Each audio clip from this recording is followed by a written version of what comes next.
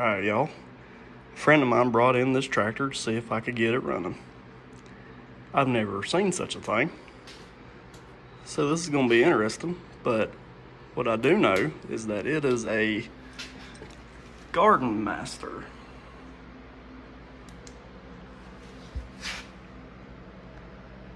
model JR.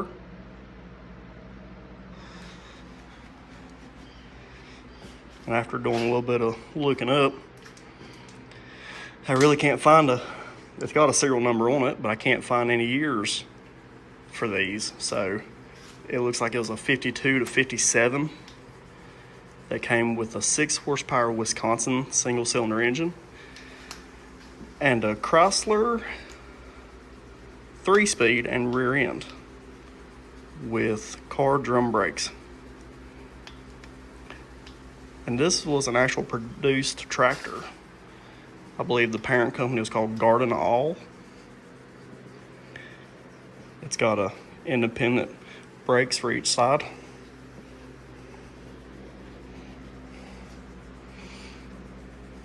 A hand clutch. 3-speed shifter out of the car. Transmission. A chain drive with a clutch pack.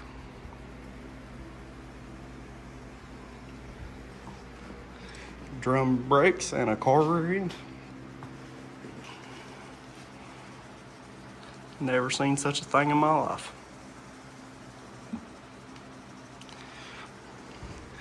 Now he says that it has sat for, I believe he said 20 years. And he says that this is a fairly low hour engine. He said that it hasn't been ran very much at all. And after looking it over, I believe him for sure, because I don't know if y'all can see in there.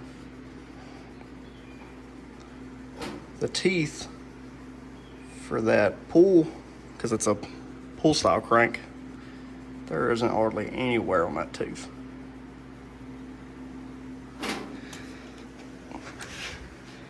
So it's been sitting for a long time. We're gonna see if we can get it running. But before I can do all that, I gotta try to take this hood assembly off here.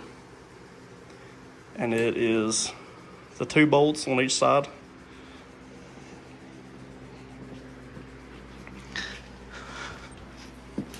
Two bolts on each side. And it looks like I'm gonna have to pull this nut off in this pulley to get the hood forward off that shaft.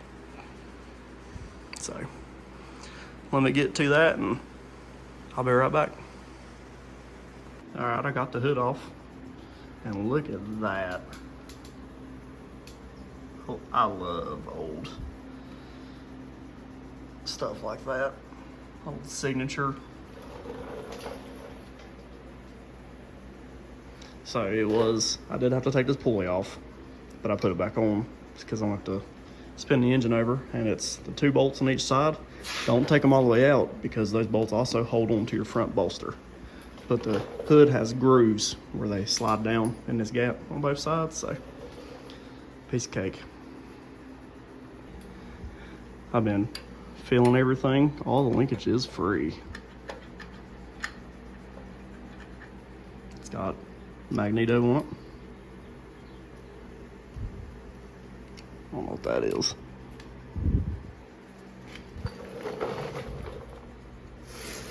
I thought it might be like a grounding button, but I guess it might be. I guess I just push it like that.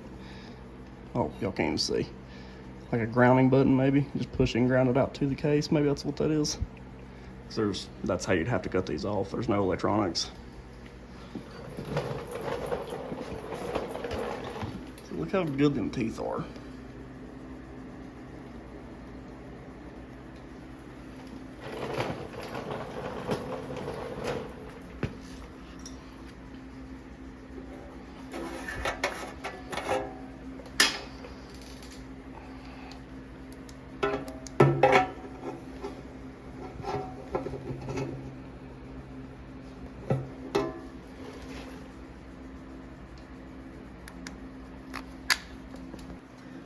Everything's wanting to turn free on it. That's a little stuck.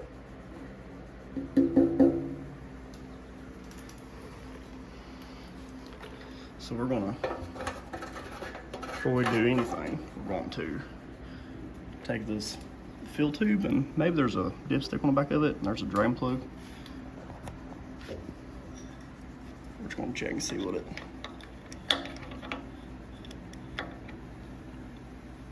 I need both hands for this. Yeah, that was pretty in there.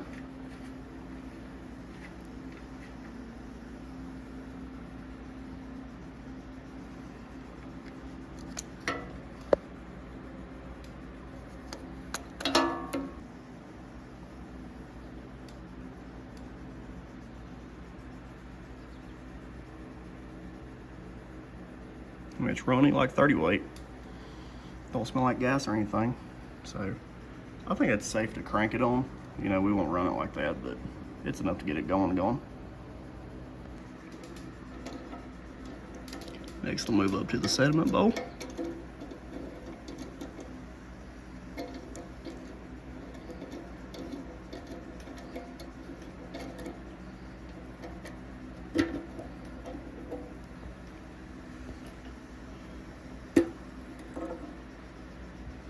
Wow.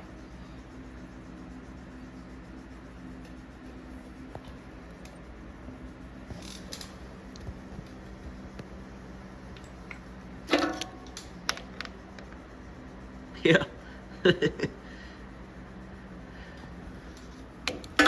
Alright, so that sediment bowl glass, the rubber, or actually the cork seal, is gone. So I'm gonna have to pull one off of my Cocodettes. Maybe the rubber seal will be the same diameter to fit on that. So, but before we go that far, let's move back to the other side. Let's check for some spark. Boot's a little cracked, but the element in there looks pretty good.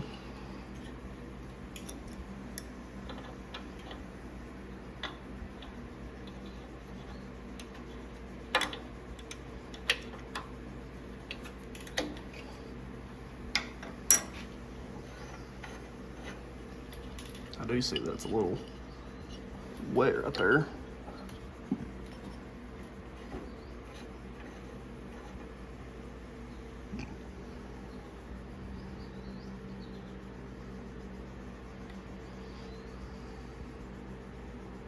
Ain't too bad.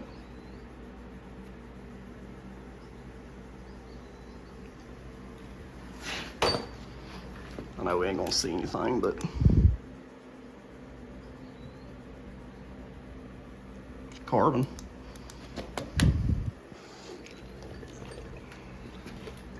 I got my plugs in here, and sweet old Kevin, whose tractors this is, bless his heart, said that just wrap a rope on it. You'll have to pull start it, but Kevin, this is my rope. So let's see if we got any spark here. I hope this will pick it up. If we do, I don't imagine we will. We'll probably get in there and clean that magneto, but.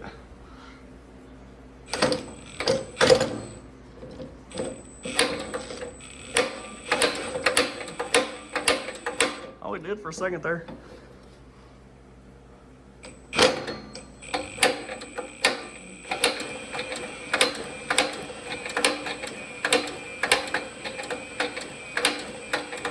Wow, I can't believe it.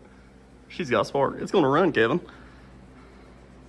All right, I put a little bit of gas in it. We're gonna see. I got the O-ring off on my Cocodettes for this. I'm using the old bowl though, so we'll see if it leaks any gas.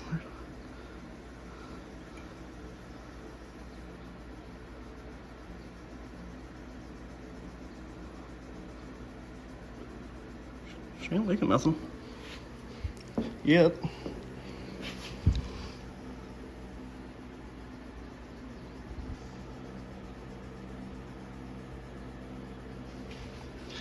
This looks like it's got a drain on the bottom or something of the carburetor.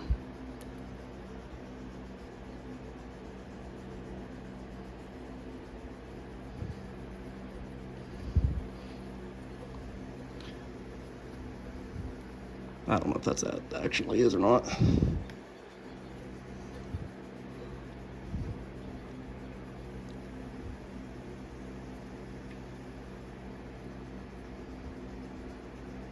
might not be. That might be your, some kind of, maybe a adjustment on the carb or something. I'm sorry for the awful view, guys.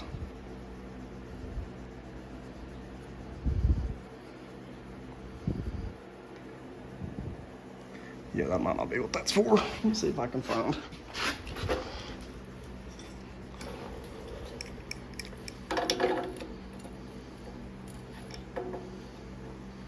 Might not have enough gas in it to.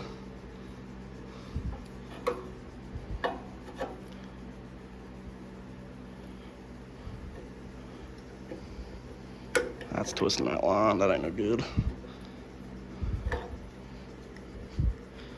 Alright, I'll be right back. Alright, I sprayed a little WD-40 on it and put a wrench here and then still twisted here and it got it to break free. And that's gas.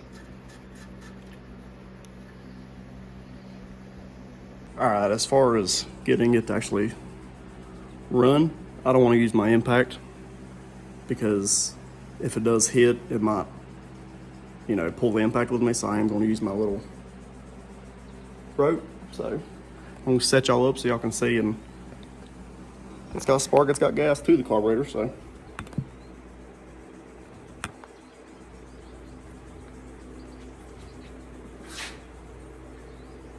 Maybe we'll have some luck.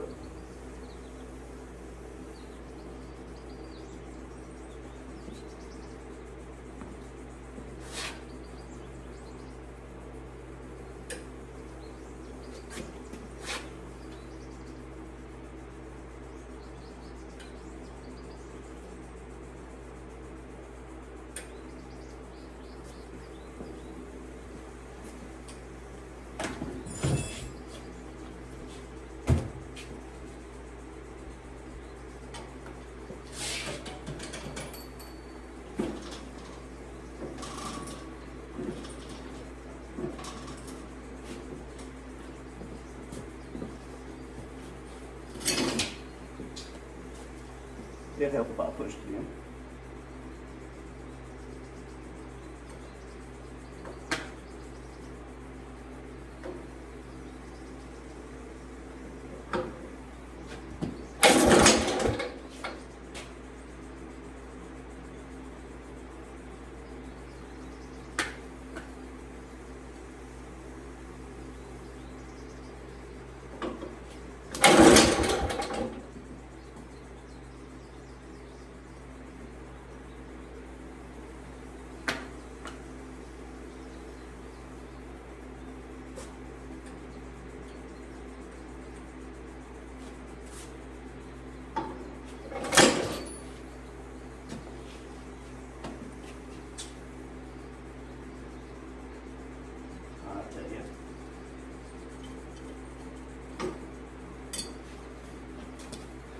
Let's find another rope.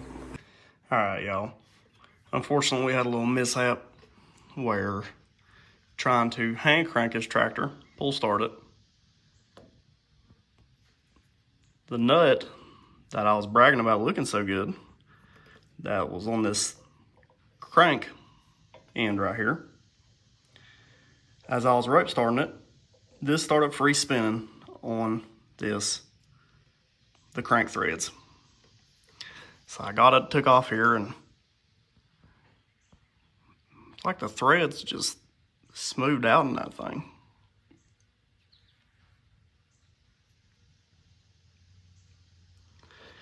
So I contacted the dude that owns this, and we've talked about it, and he seems pretty confident that he can bore that out and thread a new insert in where we can fix all this back how it needs to go. But for the time being, I took the pulley that you actually hook the rope to, this pulley, off of here and put it on here with a new nut.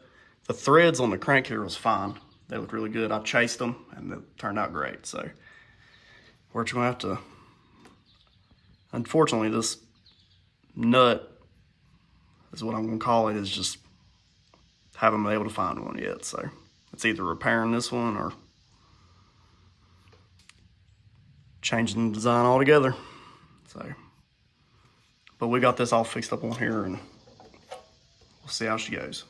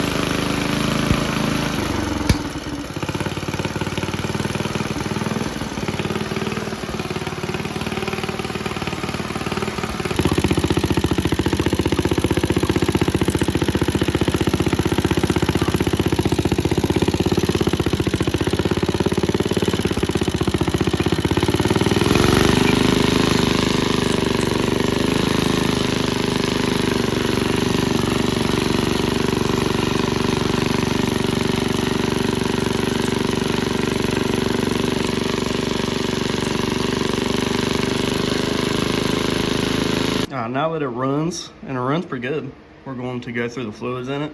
So here's your fill plug, and then there's your drain plug for your engine. For the Wisconsin BKNs, it takes straight 30 weight and it's at 2 to 2.5 quarts. So we'll crack it open and get it draining and fill her back up. The steering column's kind of in the way. It's hard to get that drain plug out. So it's a 1/4 inch hex bit that I have that I put in a 1/4 inch ratcheting wrench. So we'll take it out and drain it. I'm also seeing there's a check plug and a drain plug for the gear reducer for the clutch pack. And then we'll have to get in here to this car transmission, and like it's even got a input shaft for a pilot bearing and the splines. We'll check the fluids as we go back.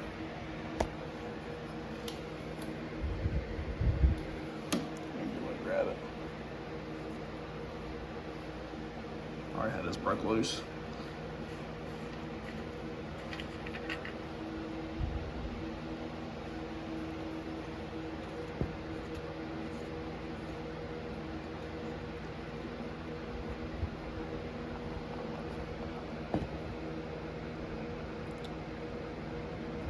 Yeah, she's a little sludgy.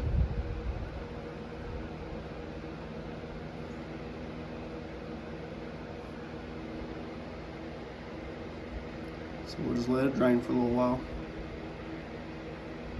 Alright, I got the fill plug and the drain out of the gear reduction, and it kind of smells like hydraulic fluid. So I'm going to do some research about that. I wouldn't imagine that'd be hydraulic. Alright, I got the fluids all changed out. I use straight 30 weight for the engine, and then some premium tractor fluid for the gear reduction. I just fill them until they start weeping out of both. And this probably took 2 quarts, but this didn't take not even a half a quart. It wasn't nothing. But I couldn't get a funnel in here because the steering column's in the way, so I took out the breather vent out of the top, just filled it through there until it weeped out. So she's ready to go. I'm gonna throw some Teflon on this because there was already some Teflon on it, and then pop her back in, and we'll move on back. Also, while I had it running, I noticed that this bolt that holds this gas tank bracket on it was leaking oil out of it.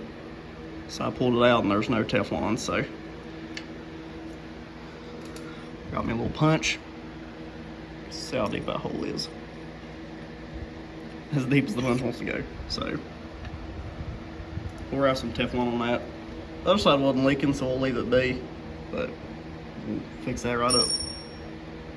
For the rear end back here, it looks like, I don't know how well y'all can see it, that thing's got grease in it, which is an old trick. Like people did it on steering boxes. If they would leak the gear oil out of them, people would fill them with grease. So we're just gonna leave that one be.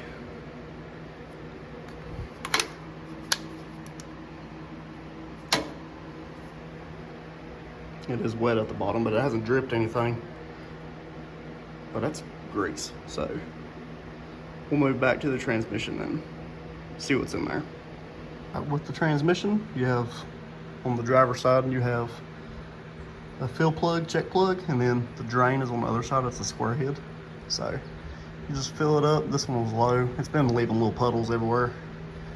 You just fill it up till it runs out, and you can touch it with your finger. And I used 85-140 in that one. So we're good to go with all the fluids. Now we'll break out the grease gun and see what we can find some grease fittings. I realize now how bad what I just said sounded. It's leaving little spots everywhere. It's because the drain plug was loose, so it was weeping out of it. So I tightened it up and filled her up, and we'll be ready to go. 2 grease fittings, one on each side of the outside of the wheel. For the bearings, I found one on each side for your spindles, and I found one for your clutch pack. I didn't find one on the throttle bearing, which I thought was kind of odd. It must be sealed, but that's the only grease pins I can find on this thing. So got those all greased up, and now I'm gonna try to spray some WD-40 on this and try to spin this muffler, because when you push in your brake with your foot, you're getting a little close. So I'm gonna try to get that moved for him and clean it up, and it'll be done. I think I'm gonna cut this video here. It's doing great. I'll just keep on breaking pull ropes, so I'm just gonna order me a good one or something. I keep using shoestrings and this rope I have laying around here, and it ain't working. So I didn't move the exhaust because after thinking about it,